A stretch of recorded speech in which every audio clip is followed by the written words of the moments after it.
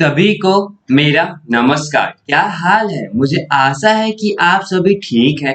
आज हम लोग राष्ट्रीय मुक्त विद्यालय शिक्षा संस्था का माध्यमिक पाठ्यक्रम हिंदी का दूसरा पुस्तक का अध्याय 16 अपना पराया जो एक वैज्ञानिक लेख है उसे हम लोग आज पढ़ने वाले हैं। तो चलिए शुरू करते हैं।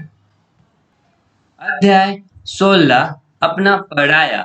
जब कोई व्यक्ति हमारे घर का दरवाजा खटखटाता है तो हम उसको पहचानने का प्रयास करते हैं।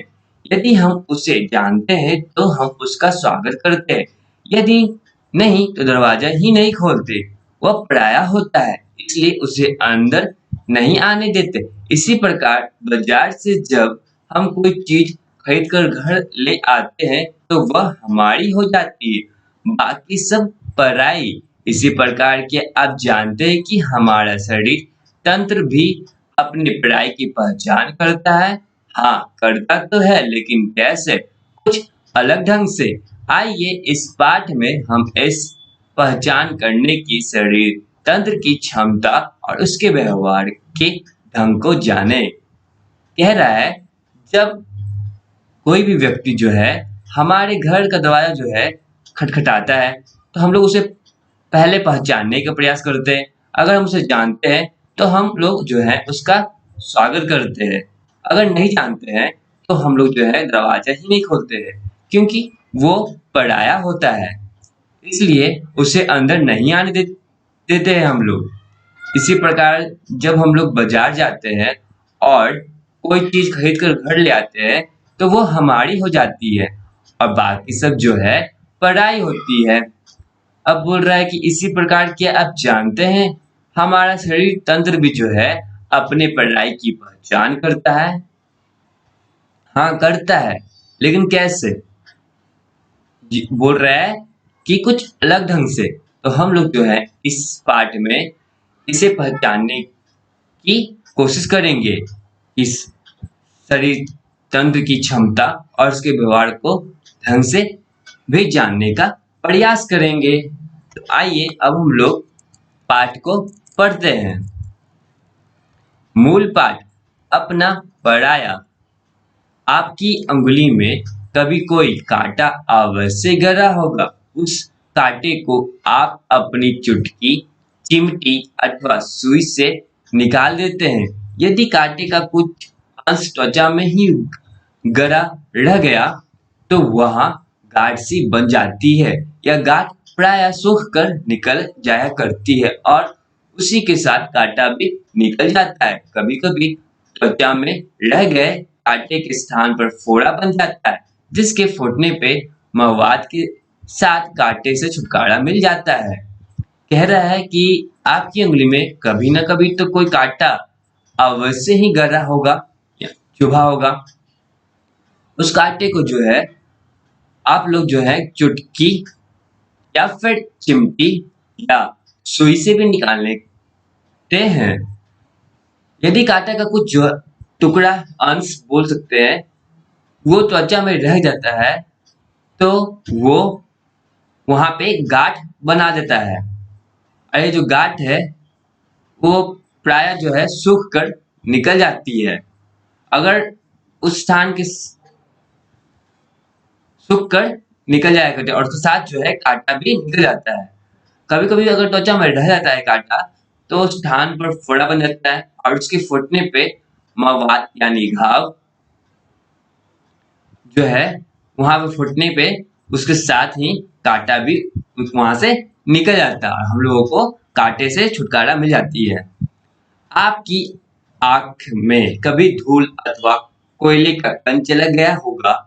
ऐसी स्थिति में आपकी आंखों से आंसू निकलने लगते हैं, जो उस कण को बाहर निकाल देने का प्रयास करते हैं। यदि इसी प्रकार भी कण आंख से नहीं निकलता तो चिकित्सक की सहायता लेनी पड़ती, क्योंकि कण की चुभन चैन से नहीं बैठने देती। अब बोल रहा है कि अगर आंख में कभी धूल या फिर कोयले का कण चला जाता है तो ऐसी स्थिति में क्या होता है कि आंखों से आंसू निकलने लगता है और साथ ही साथ जो आंसू के साथ ही साथ जो कण गया है वो बाहर निकाल देता है। अगर नहीं निकलता है किसी भी प्रकार से कण आंख में रह जाता है तो डॉक्टर चिकित्सक का सहायता लेना पड़ता है। अगर नहीं लिए तो जो कण है आंखों में चुभते रहेगा और चैन से बैठने नहीं देगा। छींके सभी को आती है, स्वस्थ अस्वस्थ में भी दिन में एक दो छींके आ जाना कोई विचित्र बात नहीं। नाक के भीतर जरा सी उत्तेजना हुई नहीं कि छींक आई। रसोई में मसालों के भुनने से छींक आ जाती है। कुछ व्यक्तियों को एत अथवा खुशबूदार तेलों से भी छींक आ जाती है। यही नहीं, छींकों के साथ साथ कभी कभी आंख और नाक से पानी भी बहने लगता है। अब बोल रहा है जो छींक होती है वो सबको आती है, चाहे वो बीमार हो या बीमार नहीं भी हो, तब भी दिन में एक दो छींक जो है आना कोई विचित्र बात नहीं है, यानी कि अनोखा बात नहीं है। नाक के भीतर जरा सी उत्तेजना मतलब सुरसुराहट होती है तो छींक आ जाती है। अगर रसोई में मसालों की भुनने से छींक भी आ जाती है। फिर कुछ व्यक्तियों को जो है एत्र यानी कि कोई खुशबूदार सुगंध अथवा खुशबूदार तेलों से भी छींक आ जाती है।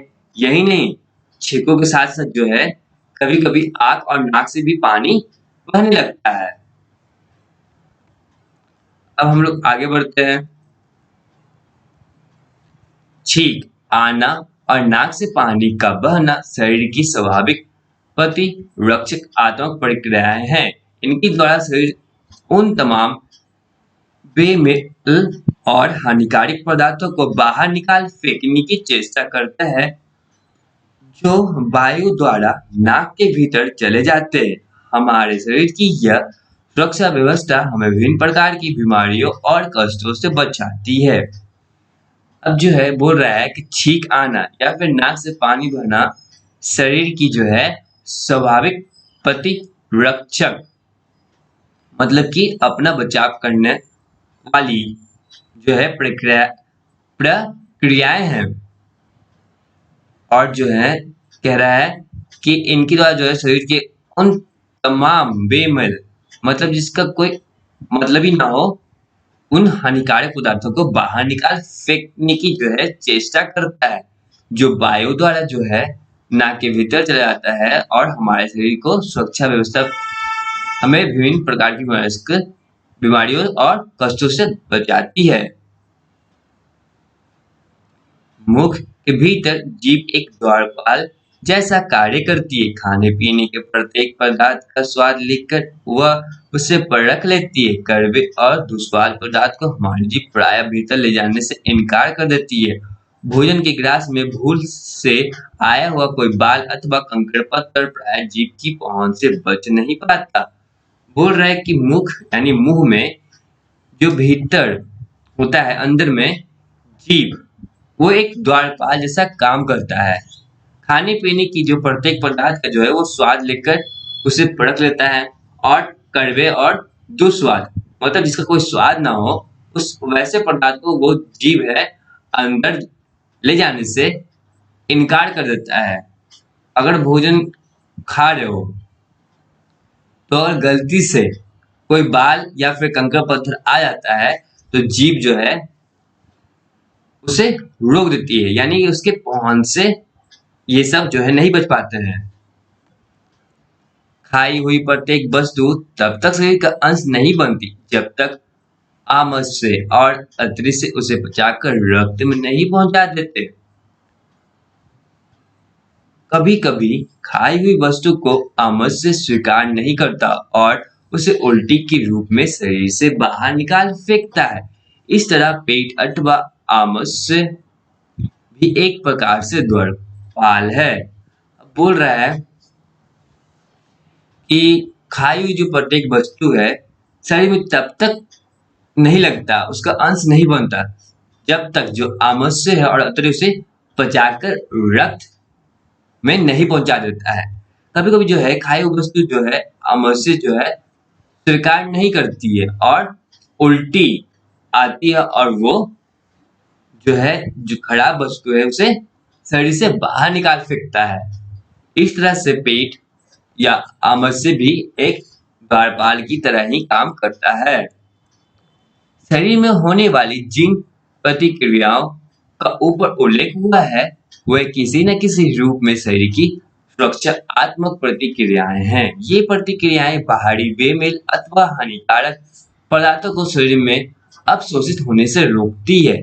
शरीर का प्रयास होता है कि अवांछित वस्तु को भीतर प्रवेश न होने दे और यदि किसी प्रकार भीतर चली भी जाए तो उसे शरीर से बाहर निकाल फेंके। अब बोल रहा है कि शरीर में होने वाली जितनी प्रतिक्रियाओं का जो है होता है उसका ऊपर जो है उल्लेख किया हुआ है, मतलब चर्चा किया गया है। वो किसी न किसी रूप में जो है शरीर के लिए सुरक्षात्मक प्रतिक्रियाएं होती हैं। प्रतिक्रिया मतलब होता है किसी कार्य के जवाब में हुआ कार्य। वो जो है ये जो प्रतिक्रियाएं है बाहरी यानी जिसका कोई मतलब ही ना हो, मतलब खराब पदार्थ हानिकारक पदार्थ शरीर में जो है अवशोषित यानी कि घुलने मिलने से रोक देती है। शरीर का प्रयास होता है कि अवांछित यानी अनचाही वस्तु को भीतर प्रवेश घुसने नहीं देना है। अगर यदि किसी प्रकार भीतर चला भी जाए तो शरीर उसे बाहर निकाल फेंकता है। अब हम लोग आगे पढ़ेंगे। वातावरण में असंख्य रोगाणु होते हैं। ये हमारे शरीर में प्रवेश पाने का प्रयत्न करते हैं ताकि इन्हें आश्रय के साथ साथ भोजन भी मिल सके।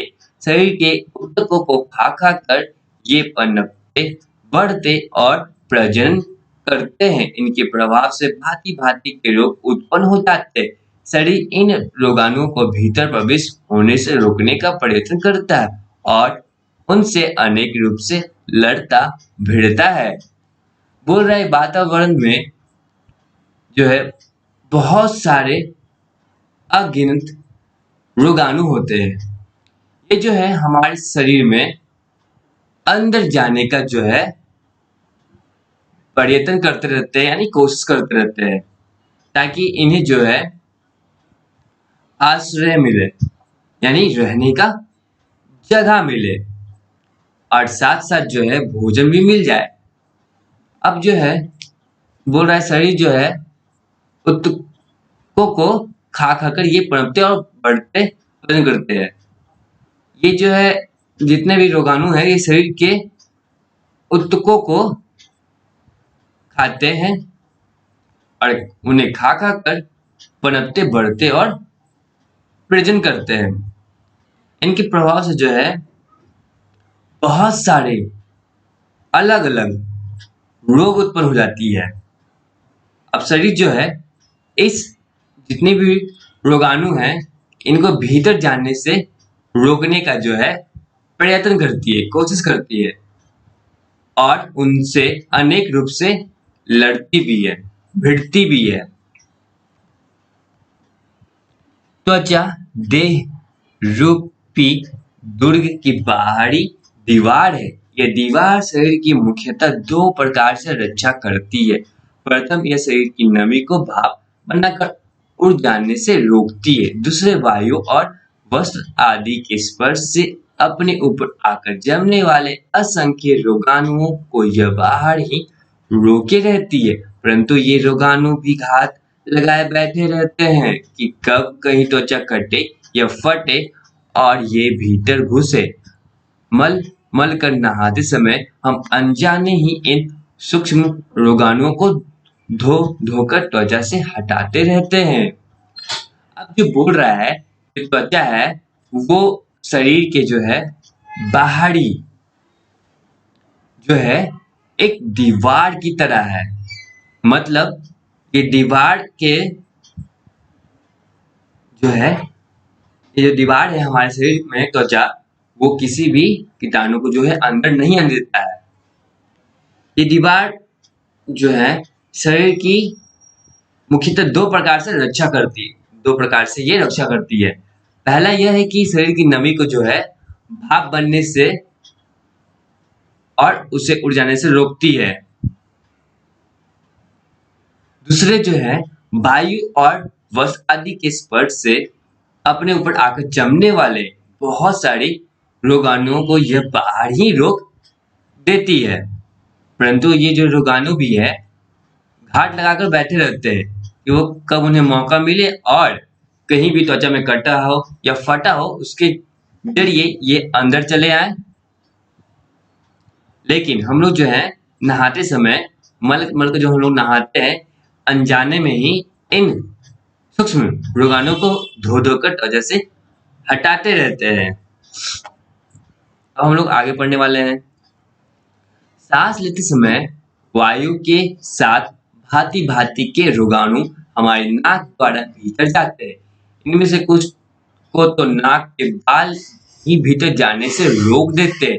कुछ रोगाणु नाक के भीतर के श्लेष्मा लसदार स्राव में चिपक कर फंस जाते हैं। ऐसे ही श्लेष्मा फेफड़ों के भीतर की वायु नलियों में भी होता है और वायु द्वारा आए हुए कुछ रोगाणु इसमें चिपक जाते हैं।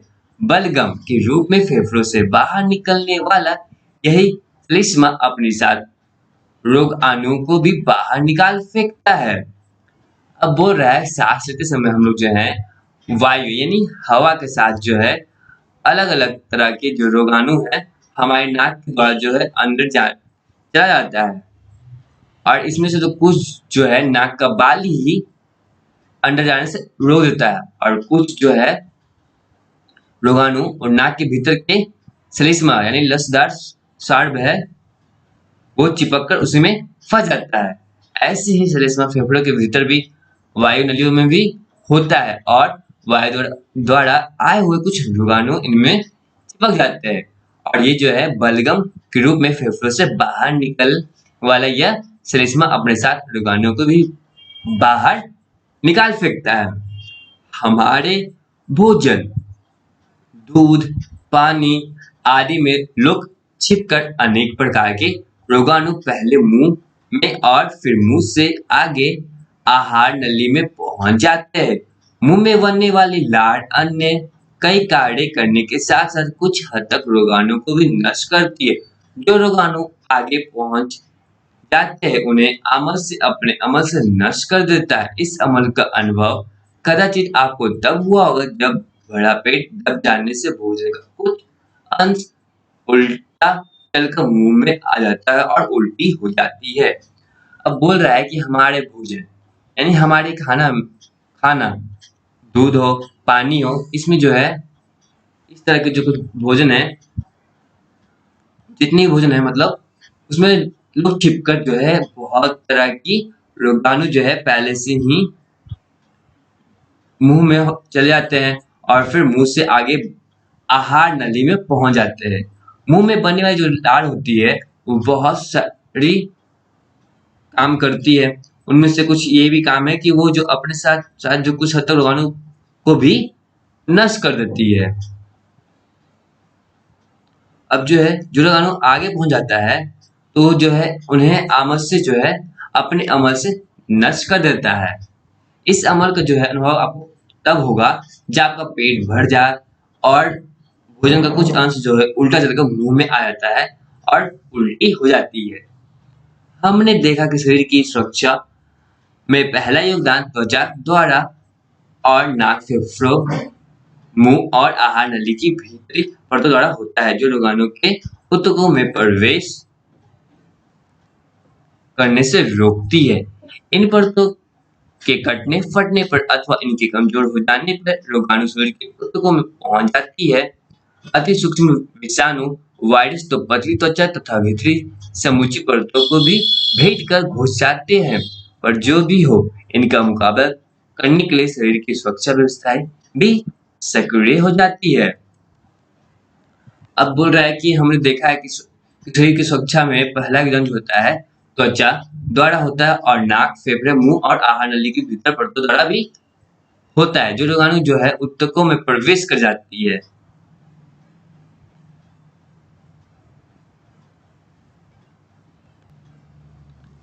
जो रोगाणु जो है ऊतकों में प्रवेश कर जाती है, उन्हें ये प्रवेश करने से रोकती है, मतलब प्रवेश करने ही नहीं देती है। और इन परतों के कटने, फटने या पड़ अथवा इनके कमजोर हो जाने पर रोगाणु जो है शरीर के ऊतकों में पहुंच जाता है। अब जो है ये अतिसूक्ष्म विषाणु जो वायरस जो होती है वो पतली त्वचा तथा भीतरी समूची परतों को भी भेद कर घुस जाने का प्रयास करता है या फिर घुस ही जाता है। पर जो भी हो, इनका मुकाबला जो है शरीर की सुरक्षा व्यवस्था भी सक्रिय हो जाती है इनका मुकाबला करने में। अनेक संक्रमण पूरे शरीर में न फैलकर स्थानीय होते। कल्पना कीजिए कि आपके हाथ की खाल कहीं कट गई है या आपने बहुत ज्यादा खुजला लिया है, तब पहले से ही त्वचा पर जमे अथवा वायु आदि के स्पर्श से आए हुए रोगाणु भीतर प्रवेश कर जाते हैं। अब ये ऊतकों को खा खाकर पनपने और बढ़ने लगते हैं। हमारा शरीर भी इनके प्रति निष्क्रिय नहीं होता। रक्त की श्वेत कणिकाओं की सेना सतर्क हो जाती है और रोगाणुओं में से निकले कुछ रासायनिक पदार्थों का सुराग पाकर यह उसी ओर धावा बोल देती है। इस सेना को रोगाणु के संक्रमण स्थल पर जल्दी से पहुंचाने के लिए आसपास की रक्त नलियां फूल जाती है ताकि ज्यादा रक्त पहुंचे। ज्यादा रक्त पहुंचने से संक्रमण स्थल अधिक लाल, कुछ सूजा हुआ और छूने पर गर्म मालूम पड़ता है। श्वेत कणिकाएं रक्त नलिकाओं की दीवारों में से निकलकर आक्रमणकारियों की ओर बढ़ती है और उन्हें खा खाकर नष्ट करने लगती है।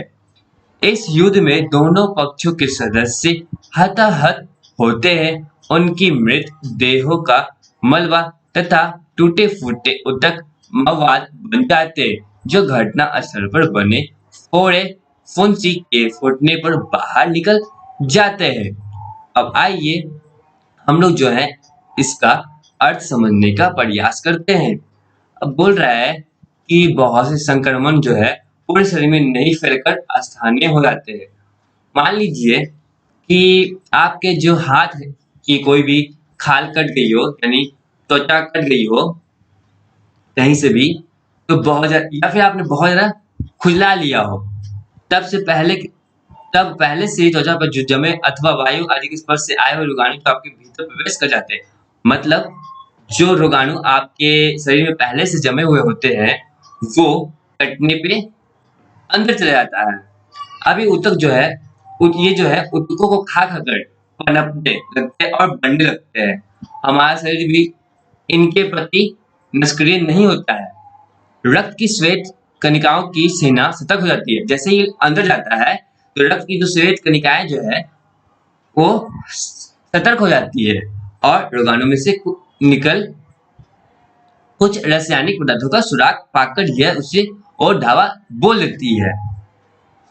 अब है इस सेना को रोगाणु के संक्रमण स्थल पर जल्दी से पहुंचने के लिए आसपास की रक्त नलियां खुल जाती है ताकि ज्यादा रक्त पहुंचे। अब जो है इन की जो सेना होती है, किनकी सेना होती है? रक्त की श्वेत कणिकाओं की जो है सेना होती है वो रासायनिक पदार्थों को सुराग पाकर उसी ओर धावा बोल देती है, जहां जो है रोगाणु का संक्रमण स्थल तक जल्दी पहुंचने के लिए जो है आसपास की जितनी भी रक्त नलियां हैं वो फूल जाती है ताकि ज्यादा रक्त वहां पहुंच सके, ताकि उस रोगाणु से लड़ा जा सके। ज्यादा रक्त पहुंचने से संक्रमण स्थल अधिक लाल, सूजा हुआ और छूने पर गर्म मालूम पड़ता है। अब जो है जब ज्यादा रक्त पहुंच जाता है तो जहां पे संक्रमण हुआ होता है वहां अधिक लाल या फिर कुछ सूजा हुआ और छूने पर गर्म मालूम पड़ने लगता है। श्वेत कणिकाएं रक्त नलिकाओं की दीवार में से निकलकर आंतरमनियों की ओर बढ़ती है। अब जो है श्वेत कणिकाएं जो है वो रक्त की नलिकाओं से निकलकर आकर मनकारियों के ओर बढ़ती है और उन्हें खा खाकर जो है नष्ट करने लगती है। इस युद्ध में दोनों पक्ष के सदस्य हताहत होते हैं। मतलब इस युद्ध में जो है दोनों पक्षों के जो सदस्य है वो हताहत हो जाते हैं, यानी दोनों ही घायल हो जाते हैं। उनकी मृत देह का मलबा तथा टूटे फूटे ऊतक मवाद बन जाते हैं। अब जो मर जाते हैं तो जो उनके देहों का जो है मलबा तथा टूटे फूटे ऊतक मवाद बनने लगते हैं, जो घटनास्थल पर बने फोड़े फुंसी के फूटने पर बाहर निकल जाते हैं। अब आइए हम लोग आगे बढ़ने वाले हैं। यदि प्रथम आक्रमण स्थल पर ही रोगाणु का दमन न हो पाया तो विजय होकर आगे बढ़ते हैं। बोल रहा है कि अगर प्रथम आक्रमण स्थल पर ही रोगाणु अगर नहीं मर पाते हैं तो वो जीत जाते हैं और जीतकर फिर आगे बढ़ने लगते हैं। अब वे ऊतकों के तरल में पहुंच जाते हैं और फिर उसके बाद वो ऊतकों के तरल में पहुंच जाते हैं। ऊतक तरल पहले तो अपनी ही विशेष नलियों में बहता है और फिर अतः रक्त में जा मिलता है। अब जो ऊतक तरल जो है पहले अपनी ही विशेष नलियों में बहता है, फिर बाद में वो रक्त में जाके मिल जाता है। अतः ऊतक तरल में से होकर रक्त में पहुंचने से पहले हमारे शरीर को इन रोगाणु के विरुद्ध एक और मोर्चा बनाना होता है। अब बोल रहा है कि ऊतक अब बोल रहा है कि जो ऊतक तरल है वो रक्त में पहुंचने से पहले जो है हमारे शरीर में इन रोगाणु को विरुद्ध एक और मोर्चा बनाने लगता है। इस मोर्चे का अनुभव कल आपको हुआ होगा। अब जो बोल रहा है कि ये जो मोर्चा होता है इसका अनुभव जो है आपको हुआ होगा। कभी कभी आंख में या जांघ में गिल्टी फूल जाती है जो दर्द करती है। अब जब ऐसा होता है तो आपको महसूस हुआ होगा कि काख या जांघ में जो है गिल्टी फूल जाती है, जिससे आपको दर्द भी होता है। यह गिल्टी तभी बनती है जब हाथ या पैर में कोई फोड़े फुंसी जैसा संक्रमण हो। अब बोल रहे हैं जो गिल्टी तभी बनती है जब आपके हाथ या पैर में कोई फोड़ा फुंसी जैसा कोई संक्रमण हो। गले की टॉन्सिल से भी ऐसी ही गिल्टियां हैं जो गले के संक्रमण के कारण हो जाती है। अब गले की टॉन्सिल भी ऐसी ही गिल्टियां हैं जो गले के संक्रमण के कारण जो है फूल जाती है। इसी प्रकार की सभी गिल्टियां मानो हमारे शरीर की सुरक्षा सेना की चौकियां हैं। अब बोल रहा है कि इस प्रकार जो है जितने भी गिल्टियां हैं वो हमारे मानव शरीर के लिए सुरक्षा सेना की चौकियां हैं। इनके भीतर विशेष प्रकार की भक्षक कोशिकाएं होती हैं जो रक्त की ओर बढ़ते हुए रोगाणु को नष्ट करती है। अब बोल रहा है कि इनके भीतर जो है विशेष प्रकार की भक्षक कोशिकाएं होती है जो रक्त को आगे बढ़ते हुए रोगाणुओं को नष्ट करती है। जब रोगाणु इन स्थानों पर भी विजयी होकर और आगे बढ़ते हैं तब वे रक्त में पहुंच जाते हैं। अब बोल रहा है कि जो रोगाणु जो है इन स्थानों पर जो विजय होकर फिर आगे बढ़ते हैं तब वो फिर रक्त में पहुंच जाते हैं। अब रोगी की अवस्था गंभीर हो जाती है और इससे निपटाने के लिए शरीर की कुछ अन्य सुरक्षा व्यवस्थाएं सक्रिय हो जाती है। अब जो बोल रहा है कि रोगी की इसके कारण जो है अवस्था गंभीर हो जाती है और इससे निपटने के लिए शरीर की कुछ अन्य सुरक्षा व्यवस्थाएं सक्रिय हो जाती है। अब हम लोग आगे बढ़ने वाले हैं। कई प्रकार के रोगाणुओं के प्रति भक्षक कोशिकाओं की सेना भी पर्याप्त नहीं होती। विषाणु वायरस का तो ये भक्षक कोशिकाएं कुछ भी नहीं बिगाड़ सकती। इन विषाणुओं के अतिरिक्त जीवाणुओं बैक्टीरिया से जो विष टॉक्सिन निकला करते हैं वही भक्षक कोशिकाओं के प्रवास से मुक्त होते हैं। अतः इन विषाणु तथा टॉक्सिनों से टक्कर लेने के लिए शरीर में कुछ विशेष रासायनिक अणु कार्य करते हैं जिन्हें प्रतिपिंड एंटीबॉडी कहते हैं। ये प्रतिपिंड मुख्यतः गिल्टियों लसिका ग्रंथियों की कोशिकाओं से बनते हैं। प्रतिपिंडों की सबसे बड़ी विशेषता यह है कि ये अपने अनुरूप केवल एक ही प्रकार के रोगाणु अथवा रोग इससे टक्कर ले सकते हैं। अतः प्रत्येक रोगाणु और रोगविष के लिए शरीर में पृथक प्रकार की प्रतिपिंड चाहिए। बोल रहा है कि कई प्रकार के जो रोगाणु होते हैं उनके प्रति भक्षक कोशिकाओं की सेना भी जो है पर्याप्त यानी काफी नहीं होती है। विषाणु यानी वायरस जो है वो तो भक्षक कोशिका को भी कुछ नहीं बिगाड़ सकती है। इन विषाणुओं के अतिरिक्त जो है जीवाणुओं बैक्टीरिया से कहते हैं उसको, वो वेस्ट टॉक्सिन यानी वेस्ट मतलब टॉक्सिन जो है निकला करता है, वो भी भक्षक कोशिकाओं के प्रभाव से मुक्त होता है। फिर क्या होता है कि इन विषाणु तथा टॉक्सिनों से टक्कर लेने के लिए शरीर जो है कुछ विशेष रासायनिक अणु कार्य करने लगता है जिससे प्रतिपिंड एंटीबॉडी हम लोग कहते हैं। ये प्रतिपिंड मुख्यतः जो है गिल्टियां लसिका ग्रंथियों की कोशिकाओं से बनते हैं। प्रतिपिंड जो है सबसे बड़ी विशेषता यह है उसकी कि वो अपने अनुरूप केवल एक ही प्रकार के रोगाणु अथवा रोग विष से टक्कर ले सकता है। वो फिर क्या होता है कि अतः प्रत्येक रोगाणु और रोग विष के लिए शरीर में पृथक प्रकार के प्रतिपिंड चाहिए। यानी बोल रहा है कि प्रत्येक रोगाणु और रोग विष के लिए शरीर में जो है हर जगह पे जो है प्रतिपिंड चाहिए। अधिकतर प्रतिपिंड शरीर में पहले से मौजूद नहीं होते। अब बोल रहा है कि जो बहुत सारे प्रतिपिंड होते हैं शरीर में पहले से मौजूद नहीं होता है। कई बार कोई रोगाणु अथवा रोग विष शरीर में प्रवेश हो जाए और उससे प्रभावित होकर शरीर कम या ज्यादा बीमार होकर ठीक हो जाए, तब शरीर में उस रोग से टक्कर ले सकने वाले प्रतिपिंड कुछ ही सप्ताह तक बन रह सकते हैं। जैसे इन्फ्लुएंजा के बोल रहा है कि कई बार जो रोगाणु है अथवा रोग विष शरीर में जो प्रवेश हो जाते हैं उससे प्रभावित होकर शरीर कम या ज्यादा बीमार होकर ठीक हो जाता है, तब शरीर में उस रोग को टक्कर लेने के लिए प्रतिपिंड जो है कुछ सप्ताह तक बने रहता है। जैसे कि इन्फ्लुएंजा होता है। कुछ रोगों के प्रतिपिंड 10-15 वर्ष तक बने रह सकते हैं, जैसे चेचक के। अब बोल रहा है कुछ प्रतिपिंड जो होता है 10 से 15 वर्ष तक बने रहता है, जैसे कि चेचक के। जब उस रोग विशेष का आगमन होता है तब ये प्रतिपिंड तत्काल शरीर की रक्षा करके हमें उस रोग से बचाता है। अब बोला जब उस रोग विशेष का जो है आक्रमण होता है हमारे शरीर में, तब ये प्रतिपिंड जो है तत्काल उसी समय शरीर की रक्षा करने के लिए उस रोग से बचाता है हम लोगों को। हमारे शरीर की समरण शक्ति ऐसी विचित्र है कि वह रोगाणु को लंबे अरसे के बाद भी पहचान लेती है। अब बोल हमारे शरीर की जो समरण शक्ति है यानी याद करने की शक्ति है ऐसी विचित्र है कि वह रोगाणु को लंबे अरसे के बाद भी पहचान लेता है। रोगों के बचाव टीकों में ही यही सिद्धांत काम में लाया जाता है। अब रोगों के बचाव के लिए जो टीके हैं उसमें यही सिद्धांत का काम लाया जाता है। आज 20 प्रकार के टीके बन चुके हैं, जैसे चेचक, पोलियो, टिटनेस, डिफ्थीरिया, हैजा, टाइफाइड, क्षय रोग आदि से बचाव करने वाले। अब बोल रहे हैं कि आज 20 प्रकार के जो है टीके बन चुके हैं, जिसका नाम है चेचक के लिए, पोलियो के लिए, टिटनेस के लिए, डिफ्थीरिया के लिए, हैजा के लिए, टाइफाइड के लिए, क्षय रोग के लिए, इन सब के बचाव के लिए इतने सारे जो है टीके बन चुके हैं। इन सब में एक ही सिद्धांत है, दुर्बल किए गए रोगाणु अथवा उनका हल्का किया गया विष जानबूझकर व्यक्ति के शरीर में प्रवेश कराया जाता है। तब व्यक्ति के शरीर उन रोगाणु अथवा उस विष से जूझता है और उसके प्रति पेन बनाने लग जाता है। अब बोल रहा है कि इन सब में एक ही सिद्धांत है कि दुर्बल किए गए रोगाणु अथवा उसका जो शरीर उनका जो हल्का किया गया विष है जानबूझकर जो है व्यक्ति के शरीर में प्रवेश कराया जाता है। तब व्यक्ति जो है शरीर के उन रोगाणु अथवा उस विष से जूझते रहता है और उसके प्रतिपिंड बनाने लग जाता है। फिर क्या होता है, तदुपरांत जब कभी रोग का वास्तविक संक्रमण होता है तब पहले से मौजूद ये प्रतिपिंड रूपी रासायनिक हथियार शरीर के रोग से बचा लेता है।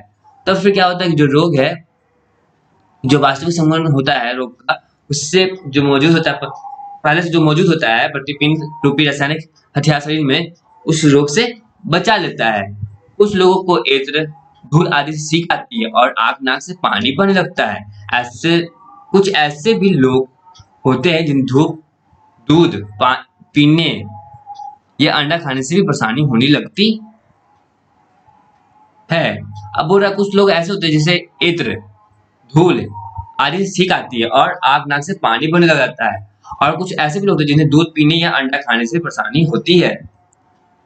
इसी प्रकार कुछ व्यक्तियों के लिए पेनिसिलिन जैसी जीवनदायिनी औषधि भी जानलेवा सिद्ध हो जाती है। अब बोल रहा है कुछ व्यक्तियों के लिए जो है पेनिसिलिन जो जीवनदायिनी औषधि होती है वो भी जानलेवा सिद्ध हो सकती है। ऐसी परिस्थितियों में हम कहते हैं कि व्यक्ति को अमुक वस्तु माफिक नहीं आती अथवा उस पदार्थ से उसे एलर्जी है। अब हम लोग जो इस परिस्थिति में हम लोग कहते हैं कि उस व्यक्ति को किसी भी व्यक्ति को जिसे एलर्जी हो उस अमुक वस्तु उसको माफिक नहीं आती है अथवा उस पदार्थ से उसे एलर्जी है। एलर्जी पैदा करने वाले पदार्थ अधिकतर ऐसी प्रोटीन होते हैं जो शरीर के लिए सदा पराये बने रहते हैं। अब जो बोल रहा है कि एलर्जी पैदा करने वाले जो पदार्थ होते हैं वो अधिकतर ऐसे प्रोटीन होते हैं जो शरीर के लिए जो है सदा पराये बने रहते हैं। रक्त या ऊतकों में पहुंचने पर इन बेमेल प्रोटीनों को हमारा शरीर किसी प्रकार बाहर निकाल फेंकने का प्रयत्न करता है। अब बोल रहा है जो है कि रक्त या ऊतकों को जो पहुंचने पर जो है ये बेमेल प्रोटीन जो है हमारे शरीर को किसी भी प्रकार बाहर निकाल फेंकने का प्रयत्न करता है। इस प्रयत्न में शरीर उनके निराकरण के लिए प्रतिपिंड बनता है, लेकिन ये प्रतिपिंड रोगाणु के प्रतिपिंड से कुछ भिन्न होते हैं। अब जो है इस प्रयत्न में जो शरीर के कुछ निराकरण जो है प्रतिपिंड है आता है, लेकिन ये प्रतिपिंड जो है रोगाणुओं के प्रतिपिंड से कुछ अलग होते हैं। इन पराय प्रोटीन से शरीर के पहले संपर्क पर प्रतिपिंड बनने लग जाते हैं। अब जो बोला इन पराय प्रोटीन जो है शरीर के पहले संपर्क में प्रतिपिंड बनने लग जाता है। कुछ समय बाद जब ये प्रायर प्रोटीन पुनः ऊतकों में संपर्क में आते हैं, तब प्रतिपिंडों और उनके बीच एक तीव्र प्रतिक्रिया होती है जो रोग का रूप भी लेती है।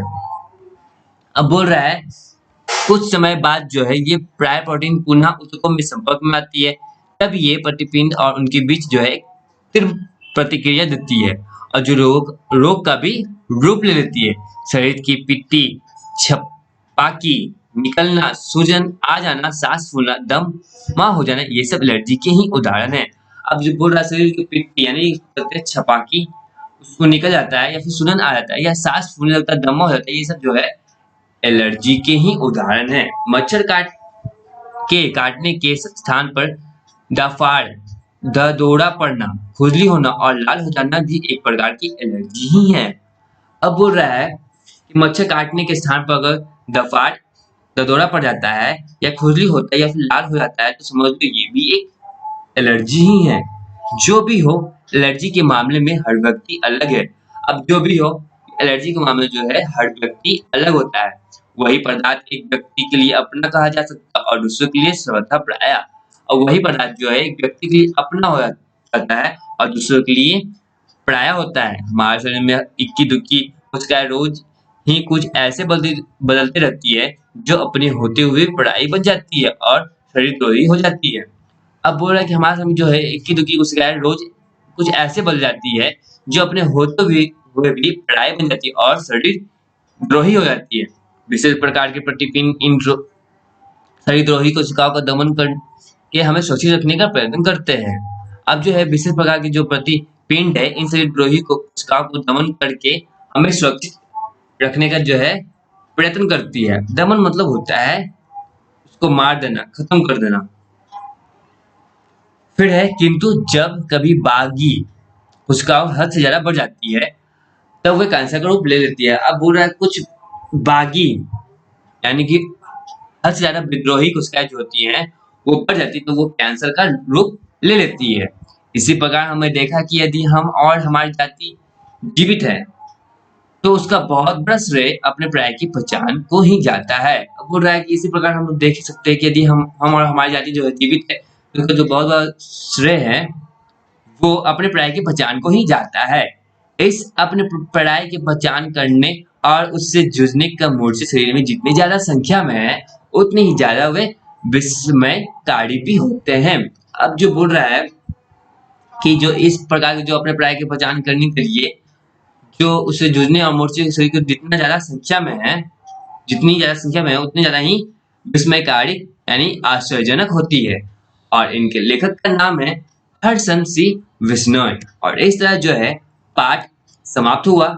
अगर आपको इस पाठ से अभी भी कोई परेशानी हो तो अपने परेशानी को टिप्पणी बॉक्स में हमारे साथ साझा करें और साथ ही साथ सारे प्रश्न उत्तरों का बनाने का कोशिश करें। पहले खुद से करें, उसके बाद उत्तरमाला का सहायता लें। ये रहा पाठगढ़ प्रश्न 16.1। पहले देखें, फिर समझे और बनाने का प्रयास करें। अब हम लोग देखने वाले हैं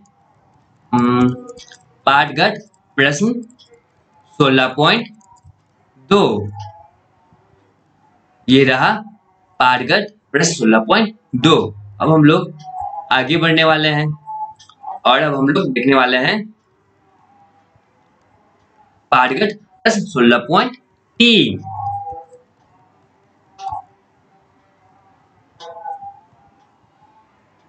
ये रहा पाठगढ़ प्रश्न 16.4 और यहाँ पे पाठगढ़ प्रश्न 16.5।